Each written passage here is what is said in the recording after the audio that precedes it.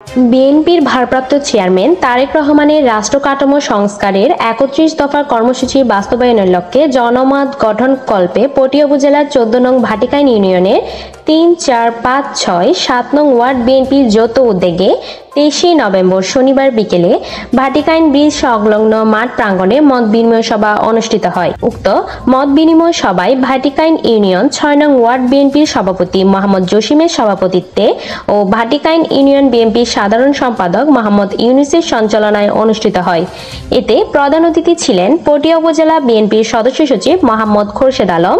প্রধান বক্তা ছিলেন পটিয়া উপজেলা বিএনপির যুগ্ম আহ্বায়ক হাজী মোহাম্মদ আবুল বশর সওদাগর।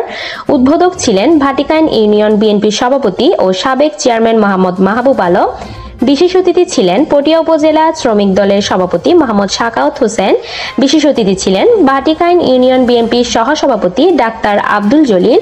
উক্ত মত বিনিময় সভায় বিশেষ অতিথি হিসেবে আরও উপস্থিত ছিলেন মোহাম্মদ ইলিয়াস মেম্বার, মোহাম্মদ ফারুক, কাজী মোহাম্মদ নাজিম উদ্দিন, আব্দুল শুক্কুর, মোহাম্মদ আলী সওদাগর, মোহাম্মদ সাজ্জাদ, মোহাম্মদ সেলিম, মোহাম্মদ নাসির উদ্দিন, পটিয়া উপজেলা যুবদলের যুগ্ম আহ্বায়ক জিয়াউর রহমান জিয়া, চট্টগ্রাম দক্ষিণ জেলা ছাত্রদলের যুগ্ম আহ্বায়ক SM হোসেন নয়ন, আলাউদ্দিন আবু তালেব মেম্বার, মোহাম্মদ আশকর, মোহাম্মদ করিম, মোহাম্মদ সালাউদ্দিন, মোহাম্মদ জমির, মোহাম্মদ বাবুল, ছাত্রদল নেতা মোহাম্মদ রফিক নবী, মোহাম্মদ তৌহিদ সহ ওয়ার্ড এবং ইউনিয়নে উপস্থিত ছিলেন। প্রধান অতিথির বক্তব্যে খোরশেদ আলম বলেন, আওয়ামী লীগ কখনোই গণতান্ত্রিক দল ছিল না, তারা ফেসিবাদী দল। ১৯৭২ থেকে ১৯৭৫ সালে ফেসিবাদের জন্ম দেন শেখ মুজিব।